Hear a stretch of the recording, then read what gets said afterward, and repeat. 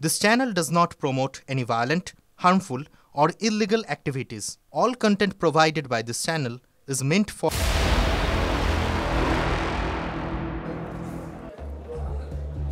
আর এবারে আমরা নজর রাখবো তারকেশ্বরের দিকে। তারকেশ্বরে এক ঘরে প্রায় 12টি পরিবার এবং যার কারণে বাচ্চাদের পড়াশোনা থেকে শুরু করে বাজারঘাট সমস্ত কিছু বন্ধ রয়েছে।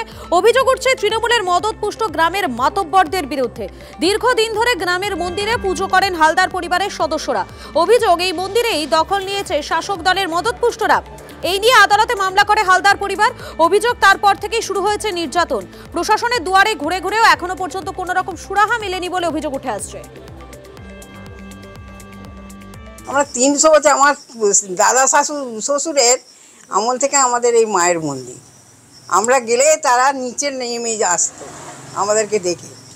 এখন তারা কি করছে, তারা আমাকে মানে দূর দূর করে তাড়াচ্ছে। তারা বাড়িতে বম ফেলছে। বাজার দোকান পাচ্ছে না, বাজার দোকান করতে গেলে তারা দিচ্ছে না, বলছে এখানে হবে না বাজার, তোমরা হ্যাঁ বারণ করে দিয়েছে। তাদের ঘরে বলা হচ্ছে যে কারা বারণ করেছে আমাদের বল, তারা নাম বলবে না, বলছেন না ভয়ে নাম বলছে না। নিধান দিয়েছে। দেখুন কিছু মুষ্টিমেয় মানুষ এখানে, গ্রামের মানুষকেও ভয় দেখাচ্ছে, আমাদেরকেও ভয় দেখাচ্ছে, এইসব করছে, বম মারছে। এবং এখন তো বলছে জল দেবে না, ট্রাক্টর দেবে না, ছেলেদের বাচ্চাদের দুধ দিচ্ছে না, এক ঘরে করে রেখে দিয়েছে। এটা কারা করছে, গ্রামেরই কিছু মান ব্যক্তি আছে, তারাই করছে এটা। হ্যাঁ, পার্টিগত ব্যাপার চলছে এখানে।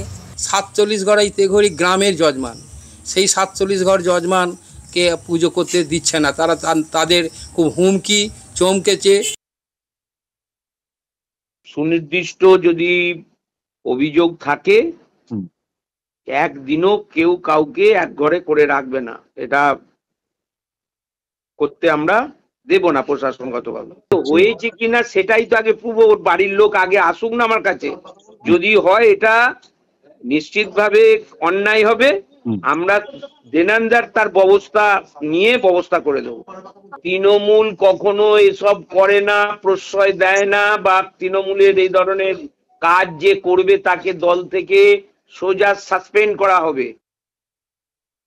ওই পরিবারটাকে বিভিন্নভাবে সামাজিক বয়কট করে আর তৃণমূল একটা দ্বিচারিতা এবং দ্বিধাবিভক্ত রাজনীতি করতে চাইছে, যেটা হিন্দু সমাজকে ভাগ করাতে চাইছে। কিসের দরকার ছিল যে ওদের সামাজিক বয়কট করে দেওয়া, এরা পলিটিক্যাল ভাবে প্রেসার দেওয়া? এগুলো একমাত্র তৃণমূলই পারে। এই নোংরা জঘন্য রাজনীতি টিএমসি করে যাচ্ছে।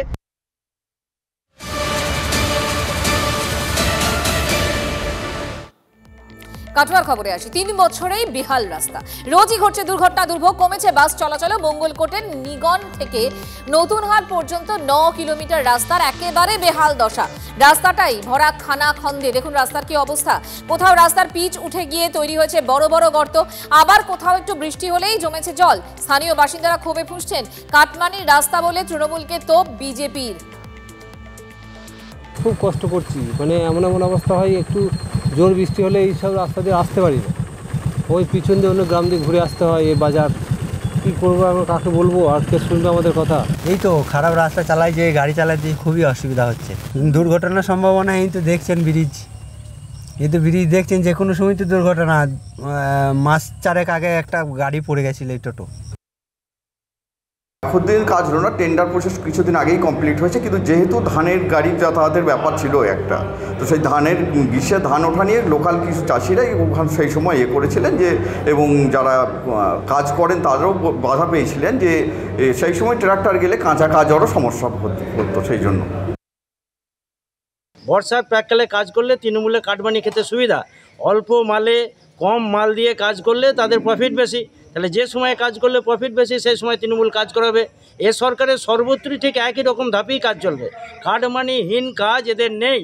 তাই আমরা জনগণের কাছে আশা রাখি যে এই সরকারের যে পতন, তারা প্রত্যেকটি জনগণই চাইছেন এবং আগামী দিনে চাইবেন, এ আমরা আশা রাখি।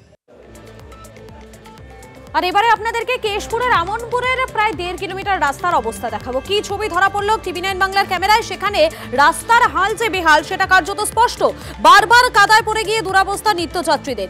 সাধারণ রোগীকেও গ্রাম থেকে হাসপাতালে কোলে করে নিয়ে যেতে হচ্ছে। সাহায্য নেওয়া হচ্ছে ডুলিরও। বারবার স্থানীয় প্রশাসন থেকে শুরু করে জেলা পরিষদের সদস্যদের কাছে আবেদন জানিয়েও সুরাহা মেলেনি বলে অভিযোগ। বিক্ষোভে স্থানীয়রা আদৌ কি মিলবে রাস্তা, উঠছে প্রশ্ন। করুলিয়া থেকে বসন্তপুর এই যে রাস্তা, এই রাস্তাটা দেখলেই বোঝা যায় এটা আদৌ কি রাস্তা বলা সম্ভব না অন্য কিছু। মনে হবে মাঠের মাঝখান দিয়ে কোথাও একটা যাতায়াতের রাস্তা। আর এই রাস্তা দিয়েই প্রতিনিয়ত প্রায় 1000 মানুষের যাতায়াত হয় প্রতিদিন, কিন্তু নজর নেই প্রশাসনের। গোটা রাজ্য জুড়ে পথশ্রী প্রকল্পের ঢালাও প্রচার চলছে, দিকে দিকে এই প্রচারের জন্য খরচ করা হচ্ছে কয়েকশো কোটি টাকা, কিন্তু এই রাস্তা দেখলে মনে হবে না কোথাও যে এখানে পথশ্রীর ছোঁয়া পর্যন্ত এসেছে। বারবার প্রশাসনের দ্বারস্থ হয়েও সমস্যা না মেটায় এবার আন্দোলনের পথে যেতে চলেছেন স্থানীয় মানুষজন। আন্দোলনের হুঁশিয়ারি দিচ্ছেন তারা। আনন্দপুর থেকে ক্যামেরায় সুজয় নায়কের সাথে দেবব্রত সরকার, TV9 বাংলা। অসুবিধা বলতে রাস্তাতে চলা যাচ্ছে না, বাইক যাচ্ছে না, হেঁটে যাওয়া যাচ্ছে না। এমার্জেন্সি পেশেন্ট পড়ে তখন তাকে পিঠে করে আনতে হয়, মানে কোনো গাড়ি ঢুকেনি। কেউ যদি ধরে নিয়ে আসে, যে নিয়ে আসে সেও পড়ে, পেশেন্টও পড়ে এক এক সময়। সবাইকে জানিয়েছে রাস্তাটার জন্য, সবাইকে জানিয়েছে, কেউ রাস্তাটা বাগাবেন।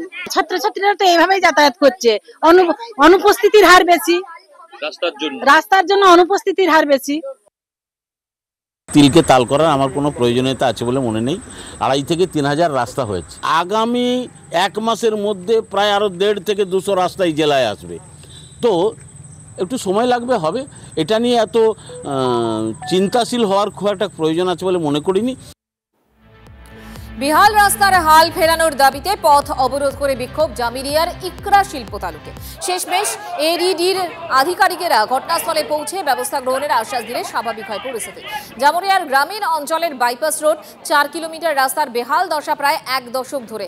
রাস্তার চারপাশ খানাখন্দে ভরে থাকার জন্য ও ভারী যানবাহন চলার কারণে চলাচলের একেবারে অযোগ্য হয়ে গেছে। আর সেই সঙ্গেই রাস্তার সংলগ্ন এলাকার কোনো নিকাশি ব্যবস্থা না থাকার কারণে ওই এলাকায় নদীর জল বর্ষার উপচে পড়ে রাস্তায়। স্কুল পড়ুয়া থেকে শুরু করে নিত্যযাত্রী সকলেই দুর্ভোগের শিকার হন।